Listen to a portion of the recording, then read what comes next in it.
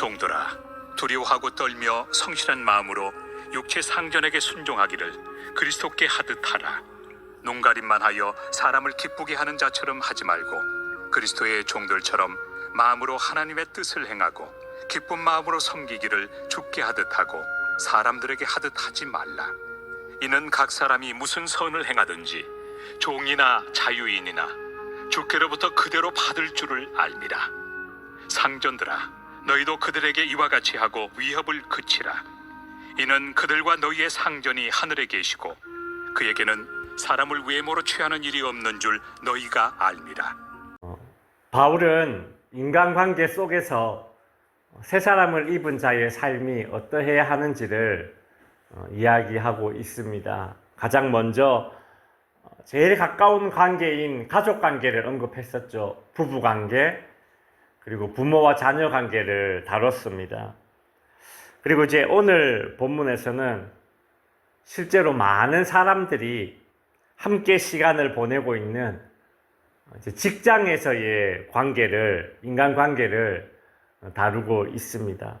5절에 보면 종들아 두려워하고 떨며 성실한 마음으로 육체의 상전에게 순종하기를 그리스도께 하듯 하여. 바울은 종과 상전의 관계를 언급하는데요. 오늘날 고용주와 피고용인의 그 관계로 적용해 볼 수 있을 것입니다. 먼저 오늘 본문은 이제 오늘날 바울을 비난하는 어떤 사람들이 언급하기를 좋아하는 본문입니다. 바울을 비난하는 사람들은 오늘 본문에 바울이 하는 이야기를 이제 언급하면서, 봐라, 바울은 노예 제도를 정당화한다, 이제 그리 주장을 했습니다. 그러나 2000년 전 시대를 살고 있던 바울에게 오늘날의 소위 말하는 그 인권의 기준, 그 잣대로 들이대는 것은 상식적으로 부합하지 않습니다. 바울이 살던 자그마치 2000년 전에는 주인의 말 한마디에 종이 죽어나가는 그런 시대였습니다. 종은 주인에게 무엇인가 그저 집에서 기르는 가축 중에 하나로 여겨지던 것이 바울이 살던 시대였습니다. 그런 시대에 바울이 종들에게 이러이러하게 행동해야 한다 라고 말했다고 해서 바울더러 노예 제도를 찬성하는 그런 사람이다 라면서 돌을 던질 수는 없는 것이죠. 왜냐하면 바울이 종들에게만 어떤 의무를 부여한 것이 아니라 오늘 본문에 보면 주인들에게도 그 의무를 부여했기 때문입니다.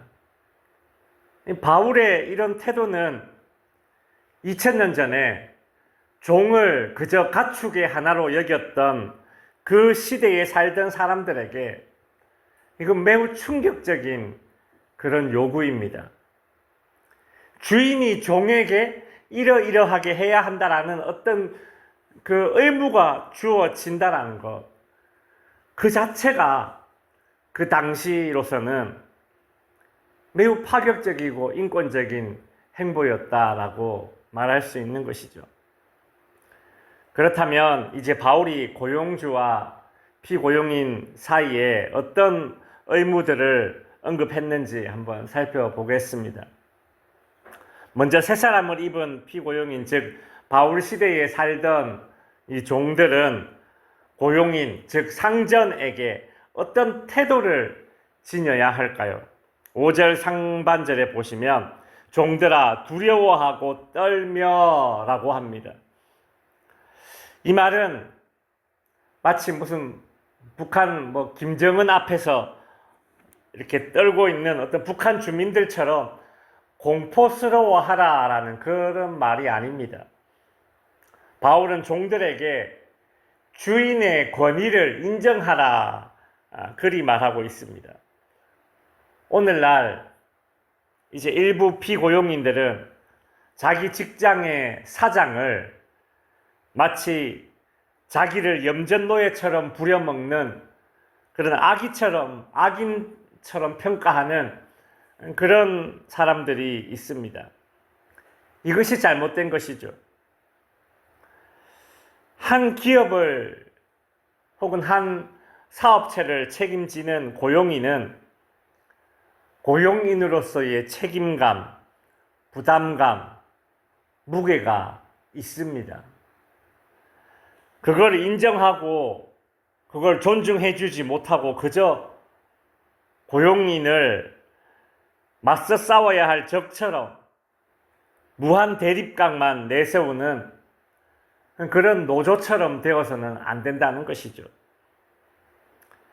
피고용인의 그 고달픈 삶이 무게로 있듯이 고용주의 책임감도 삶의 무게가 되는 겁니다. 이걸 존중해 주어야 한다는 것이죠. 인정해 주어야 한다는 것입니다.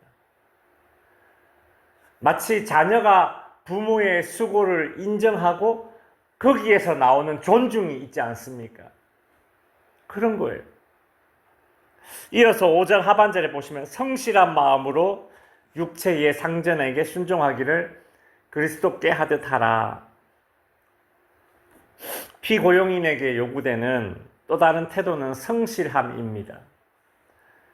이 당시 급여를 받지 않는 그런 태어나면서부터 종이었던 자들도 있지만 일정한 대우를 받고 일하는 종들도 있었습니다. 자발적인 종이죠. 오늘날의 피고용인이라고 볼 수 있는 그런 상황입니다. 이들에게 필요한 것이 무엇입니까? 성실함입니다.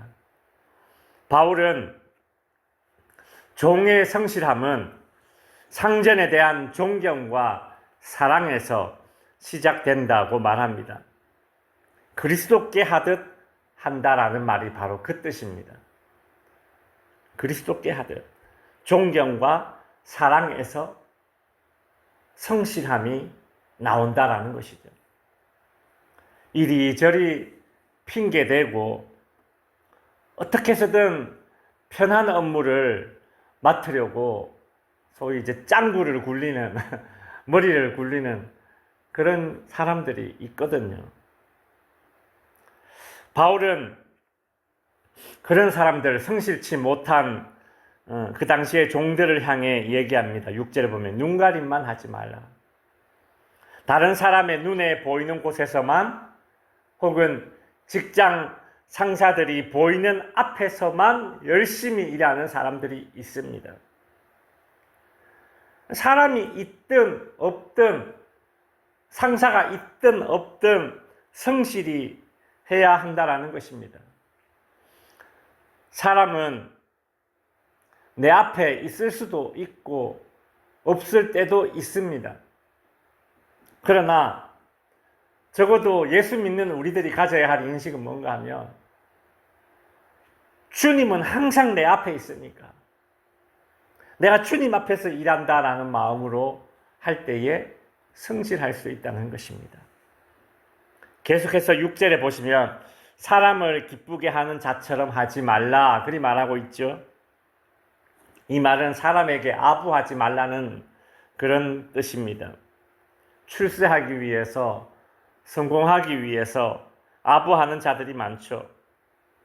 이렇게 아부하는 자들의 특징이 있습니다. 상관들이 없는 곳에서는 그들은 성실하지 못합니다. 이들은 성공하기 위해서 성실 대신에 아부를 택한 겁니다.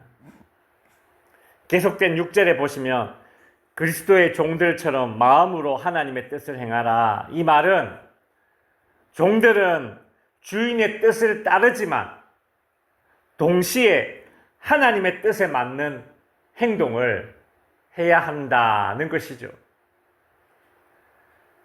바울의 이 말씀은 예를 들어 오늘날의 직장인들이 직장 상사들에게 비윤리적인 그런 행동을 강요받을 때에 어떻게 해야 하는가라는 그런 기준점을 제시해 주는 것입니다. 무엇입니까? 하나님 앞에서 정직해야 한다는 것입니다. 매사에 하나님의 그 감찰하는 눈을 의식하고 육체의 상전보다 하늘에 계신 하나님을 더 두려워해야 한다는 것입니다. 말씀을 마칩니다. 오늘은 바울이 살던 2000년 전 시대와 같은 그런 종과 주인의 관계에는 존재하지 않습니다. 그 대신 계약에 따라서 이루어지는 고용주와 피고용인의 그런 관계가 존재하죠. 이런 관계 속에서 우리는 상대방에 대한 존중, 그리고 성실함, 그리고 정직함이 필요합니다. 이것은 종을 억압하고 인권을 유린하는 그런 요구사항들이 아닙니다. 여러분 한번 생각해 보십시오. 바울이 이야기한 것이 무엇입니까? 지금까지 존중, 성실, 정직, 하나님 앞에서 거룩, 이 네 가지 아닙니까? 이 네 가지가 무슨 인권을 유린하는 뭐 그런 요구사항들입니까? 아닙니다. 이건 상대방에 대한 존중, 성실, 정직, 하나님 앞에서의 거룩, 이것은 억압도 아니고 부당한 강요도 아니고 인권 탄압도 아니고 그저 인간관계에서 필요한 기본적인 예의들 아닙니까? 고용주로서